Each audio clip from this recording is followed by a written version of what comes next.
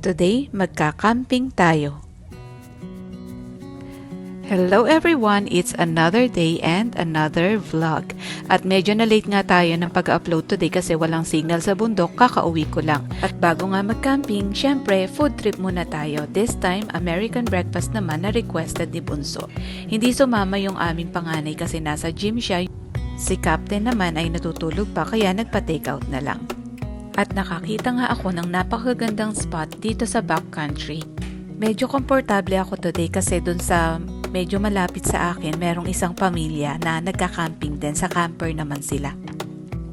Dito pala, pag sa backcountry ka, libre lang ang pagka-camp. Kapag sa campsites, medyo mahal din ang bayad every night. Kaya as much as possible, I try to go to the backcountry. Pero hindi naman yun sa masyadong liblib. For tonight's dinner, we are having pasta. Sa labas nga sana ako kakain at magluluto, pero medyo takot pa ako Kakatapos pa lang kasi ng hibernation ng mga bear, tsak na gutom pa yung mga yon. I feel safe kapag dito ako sa loob. Pero after kumain, tumambay din ako sa labas. At least medyo aware ako kesa yung habang kumakain ka. So ayan, maraming tulala moments na naman tayo dito sa bundok. At yun talaga ang pinaka-favorite activity ko. So yun lang muna for today. See you again tomorrow. God bless everyone!